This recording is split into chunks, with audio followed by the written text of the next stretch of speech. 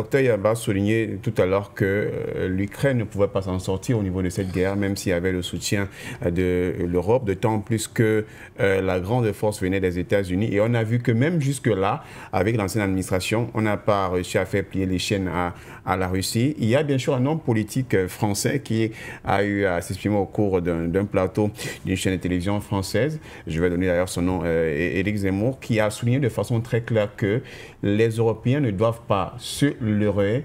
L'Ukraine ne devait pas s'en sortir au cours de ce conflit, et bien avant même que nous arrivions à cette situation. On l'avait évoqué il y a un peu plus peut-être d'une semaine ou 2 semaines, et qu'il fallait que les Européens disent la vérité aux gens. Cette question qui tourne derrière à vouloir offrir de l'armement ne va absolument rien apporter. Il faudrait que la guerre s'arrête. Ce n'est pas une question de vouloir capituler, mais il y a eu tellement de pertes, non seulement pour les Ukrainiens, mais également aussi en termes de revenus pour ces pays européens, même s'ils appellent ça des sortes de prêts.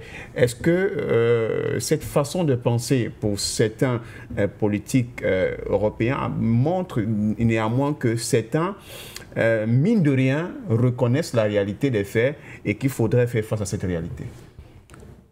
Yam Timba, c'est vrai que je ne suis pas d'accord souvent avec M. Sarkozy, mais j'étais d'accord avec lui lorsqu'il a accordé une interview à un journaliste français où il admettait clairement que l'Europe est violente, que l'Europe aime les guerres. J'étais d'accord avec lui pour une seule fois. L'Europe ne peut pas abandonner ce qui constitue son ADN. Tout à l'heure, vous avez indiqué clairement que l'Europe a été au cœur des croisades. C'est dans son ADN. Si elle n'est pas dans une dynamique de croisade, dans une dynamique de prédation, elle ne peut pas se construire. C'est comme ça parce qu'il faut absolument organiser une guerre quelque part, des conflits armés sur un territoire, de préférence éloigné. Là, ça marche. Mais dès lors que c'est derrière sa porte, comme c'est le cas en Ukraine, ça devient un problème. Ça, c'est de deux. Contrairement au narratif qui a été construit et qui voudrait nous faire croire que c'est l'Ukraine, rien que l'Ukraine qui est en guerre contre la Russie, eh bien, c'est tout à fait faux. Nous l'avons clairement dit sur ce plateau et à plusieurs reprises.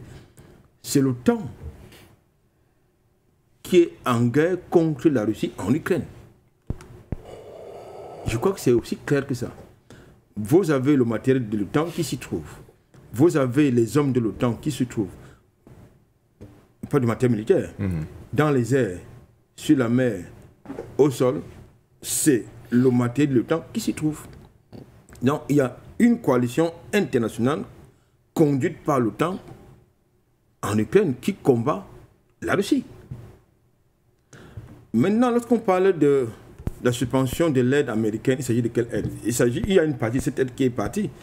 Il s'agit de l'aide qui a été signée par le prédécesseur de Trump, M. Joe Biden.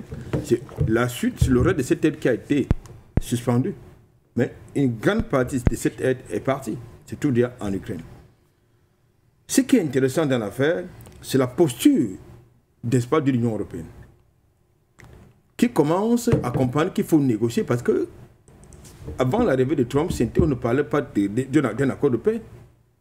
Il était hors de question d'un accord de paix. Or, aux premières heures, n'est-ce pas, de ce conflit, il a été proposé, les observateurs ont proposé à l'Ukraine de négocier avec la Russie.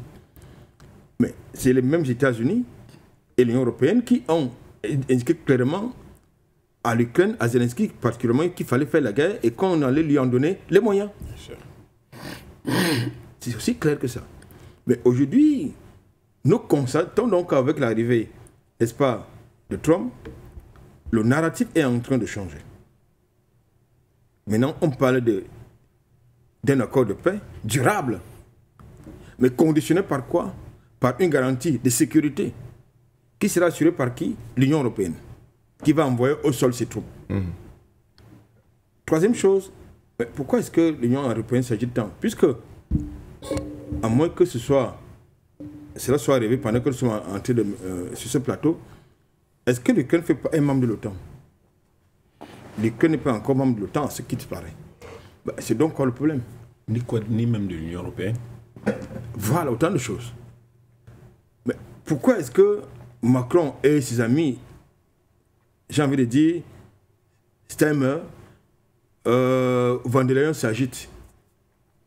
Mais parce que justement, ils ont des intérêts, pas seulement géopolitiques, mais stratégiques. C'est tellement aussi économique.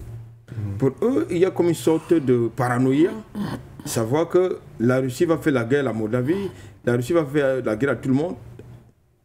Donc, pour eux, il faut absolument faire exploser les budgets en matière de défense pour s'armer. Et du coup, la France va assurer le parapluie nucléaire de la plupart des pays, n'est-ce pas, des Européens. Mais je voudrais quand même vous rappeler que la France ne dispose que de 200, je crois que c'est 224, 227 têtes nucléaires. Là où la Russie en dispose au moins 4000 têtes nucléaires. Bon, je crois que vous constatez qu'il y a un problème. La Grande-Bretagne est également présentée comme une puissance nucléaire. Mais je voulais quand même vous faire comprendre que les têtes nucléaires, la puissance nucléaire dont on revendique, n'est-ce pas, la Grande-Bretagne, vient des États-Unis. Les États-Unis qui veulent absolument mettre un terme à ce carnage. Donc, du coup, dans les conséquences, pour revenir à votre question, les conséquences, c'est que Zelensky, ils ont payé de la guerre. C'est-à-dire, Zelensky et ses amis de l'OTAN ont payé de la guerre. Beaucoup n'ont pas voulu l'admettre, mais dans les chaumières, certains observateurs honnêtes et avertis reconnaissent que l'Ukraine a perdu la guerre. Et la conséquence, c'est que si l'Europe, c'est-à-dire l'OTAN et l'Europe perdent la guerre, on perd la guerre en Ukraine, eh bien, il y aura une nouvelle reconfiguration géopolitique. C'est aussi simple que ça. C'est la principale conséquence. Il y a une nouvelle reconfiguration géopolitique qui va s'opérer. C'est pour ça que vous avez des individus qui tombent en transe du côté de l'Union européenne. On multiplie des sommets des dirigeants européens autour de M. Zelensky. Mais après le clash il y a quelques jours à la Maison-Blanche entre Zelensky et Trump, que se passe-t-il? Mais M. Zelensky a dû faire un mandat honorable et penser qu'on ne peut pas parler de paix durable en Ukraine sans les États-Unis. Or, les États-Unis, du moins l'administration actuelle, est d'accord. C'était une promesse de campagne. Lorsque pendant la campagne, Trump a dit qu'en 48, en 24 heures, il va mettre un thème à tout ça.